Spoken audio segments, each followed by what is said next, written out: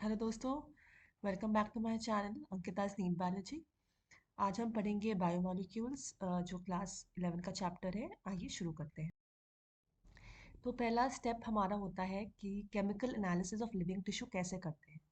तो इसका क्या एक्सपेरिमेंटल सेटअप होता है कि आप कोई भी लिविंग टिश्यू लीजिए, टेक एनी लिविंग टिश्यू, वो लीफ है या वेजिटेबल या लिवर है, उसको हम ग्राइंड करेंगे ट्राइक्लोरोएसिटिक एसिड में। ठीक है।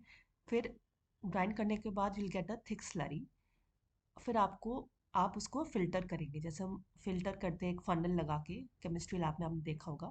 तो आपको 2 फ्रैक्शन, एक फ़िल्ट्रेट जो फ़िल्टर के थ्रू पास हो जाएगा, that will be acid soluble fraction. And जो रह जाएगा पीछे उसको हम बोलेंगे एसिड इनसॉल्युबल फ्रैक्शन।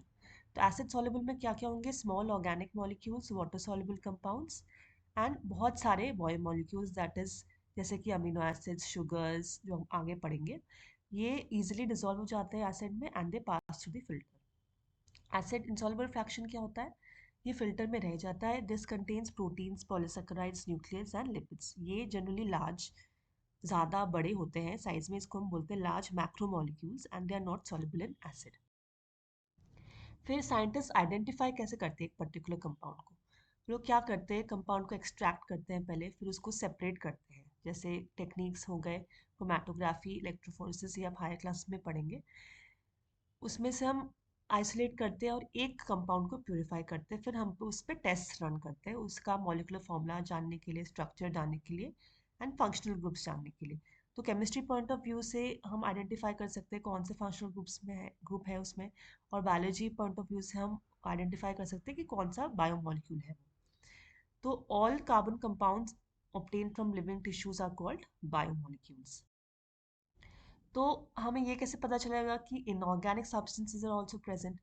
तो हम क्या करेंगे, पहले तो वेट वेट मेजर करेंगे, ड्राई वेट, फिर ऐश। तो वेट वेट क्या होगा, हम वे करेंगे फ्रेश टिश्यू को। ड्राई वेट कैसे लेंगे, उसको हम ड्राई करेंगे जिससे वाटर इवेपोरेट हो जाए, तो उसके बाद जो बचेगा वो होगा ड्राई वेट।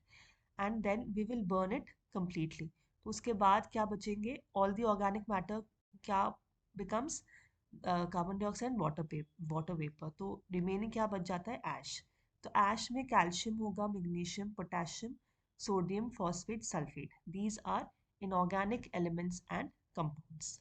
ठीक है।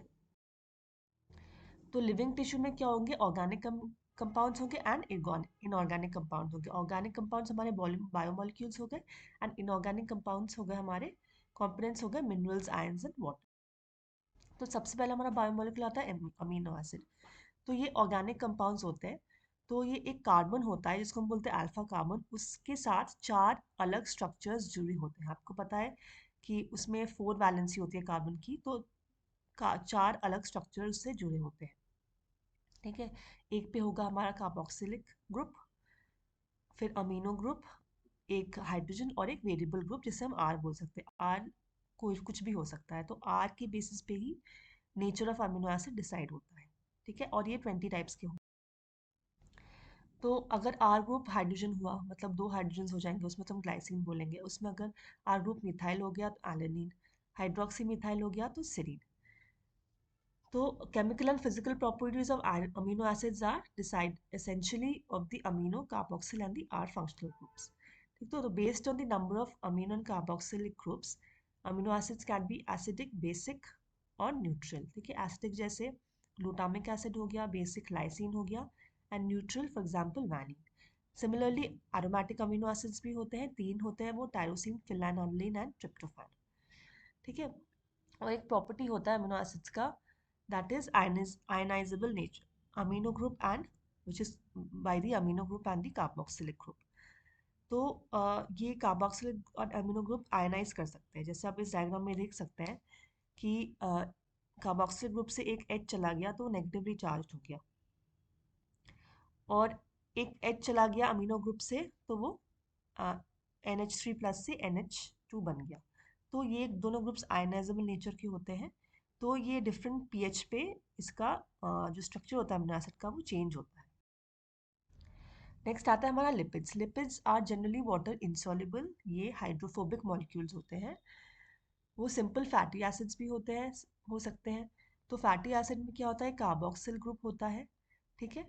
एंड एक आर ग्रुप होता है। तो आर ग्रुप कुछ भी हो सकता है, मिथाइल हो सकता है, इथाइल हो सकता है, या कोई हायर नंबर ऑफ जिसमें CH2 ग्रुप्स है, 1 to 19 कार्बन हो सकते हैं उसमें। तो 1 to 19 कार्बन का एक चेन होगा एंड COH का एक ग्रुप होगा। फॉर एग्जाम्पल पाल्मिटिक एसिड में 16 कार्बन होते हैं, आर्किडोनिक एसिड में 20 कार्बन होते हैं, ठीक है। एंड ये fatty acids could be saturated and unsaturated. Saturated में no double bonds are present and unsaturated में C double bond C present होता है, ठीक है। और एक एग्जांपल है सिंपल लिपिड का, that is glycerol which is a tri hydroxy propane. मतलब आप स्ट्रक्चर देख सकते हैं, 3 कार्बन होते हैं उसमें, तो इसलिए हम प्रोपेन बोल रहे हैं। 3 हाइड्रोक्सिल ग्रुप्स होते हैं, तो इसलिए हम बोलते हैं इसको ट्राई हाइड्रोक्सी प्रोपेन। तो फैटी एसिड्स में जब C डबल बॉन्ड C होगा तो वो क्या आएगा, अनसैचुरेटेड फैटी। अब कुछ लिपिड्स में दोनों होते हैं, ग्लिसरॉल एंड फैटी एसिड्स, ठीक है। तो इसमें the fatty acids are found to be esterified with glycerol. Esterified मतलब एक एस्टर बॉन्ड बनाएगा वो, COOR का जो एक बॉन्ड होता है, that is the ester bond. तो वो हो सकते हैं मोनोग्लिसराइड्स, ट्राइग्लिसराइड्स या ट्राइग्लिसराइड्स, ठीक है। तो अब इसमें देख सकते हैं डायग्राम में, ग्लिसरॉल प्लस फैटी एसिड जब रिएक्ट करता है तो वो बनाता है मोनोग्लिसराइड। तो ऐसे ही 3 मॉलिक्यूल्स होंगे तो ट्राई, 2 होंगे तो डाइग्लिसराइड्स, ठीक है।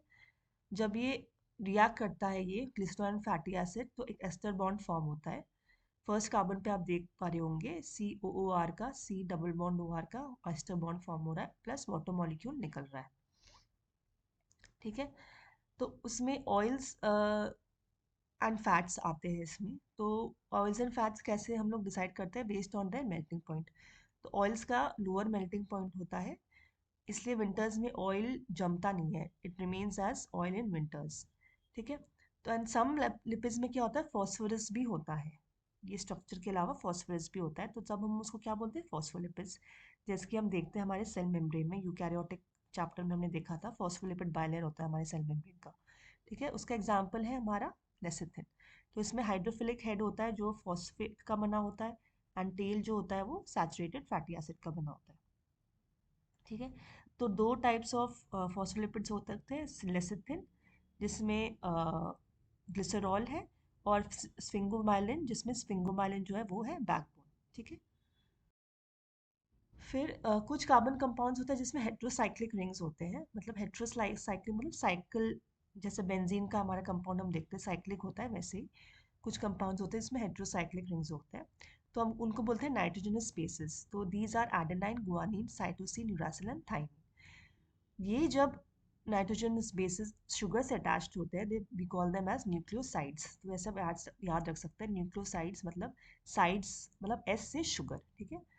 अगर इसमें फॉस्फेट ग्रुप हम ऐड कर देंगे एस्टेरिफाइड टू द शुगर, तो क्या बोलेंगे उसको, न्यूक्लियोटाइड्स, ठीक है। तो ये नेम चेंज हो जाता है, नाइट्रोजनस बेसिस का नेम चेंज हो जाता है। एडेनिन बन जाएगा एडेनोसिन, गुआनोसिन, थाइमिडीन, यूरिडीन, सिटिडीन, ये सारे न्यूक्लियोसाइड्स हो जाएंगे। और न्यूक्लियोटाइड्स को हम कैसे नेम करेंगे, adenylic acid, thymidylic acid, guanylic acid, या uridylic acid and cytidylic acid. तो ठीक है, तो न्यूक्लिक एसिड्स क्या होते हैं, RNA एंड DNA, इसमें न्यूक्लियोटाइड्स होते हैं and they function as the genetic material. तो आप फिगर में देख पा रहे होंगे, जब जो हम सिर्फ नाइट्रोजनस बेस को एडेनाइन बोलते हैं, जब उसमें शुगर जुड़ जाता है, पेंटोज शुगर, तो हम इसको क्या बोलते हैं, न्यूक्लियोसाइड। और जैसे ही एक फॉस्फेट जुड़ जाएगा तो हम उसको बोलेंगे न्यूक्लियोटाइड, ठीक है। फिर आता है हमारे प्राइमरी और सेकेंडरी मेटाबोलाइट्स। तो प्राइमरी मेटाबोलाइट्स होते हैं, they are involved in normal growth, development and reproduction of the organism, that for example carbohydrates, lipids, vitamins, proteins हो गए। And in plant, fungal and microbial cells, कुछ compounds होते हैं, for example alkaloids, flavonoids, rubber, essential oils, antibiotics, colored pigments, scents, gums, spices, इन सब को हम क्या बोलते हैं, secondary metabolites। तो many of them are useful to the human welfare, जैसे कि रबर हो गए, ड्रग्स हो गए, स्पाइसेस हो गए। एंड कुछ इकोलॉजिकल इम्पोर्टेंस का भी होता है सेकेंडरी मेटाबोलाइट्स का। तो अब स्टेबल, ये द स्टेबल्स फ्रॉम NCERT, तो हम इसको याद कर, इसके डायरेक्ट क्वेश्चंस आते हैं इससे, कि अल्कलॉइड्स के एग्जांपल क्या है, टर्पेनॉइड्स, एसेंशियल ऑयल्स क्या होते हैं, टॉक्सिन्स क्या होते हैं, लेसिथिन का एग्जांपल लगा होता है। तो ये सब हमारे आ जाते हैं प्राइमरी एंड सेकेंडरी मेटाबोलाइट्स में। तो नेक्स्ट हम पार्ट 2 कवर करेंगे मॉलिक्यूल बायोमॉलिक्यूल्स का जल्द ही, तो बने रहिए मेरे चैनल पे। Thank you.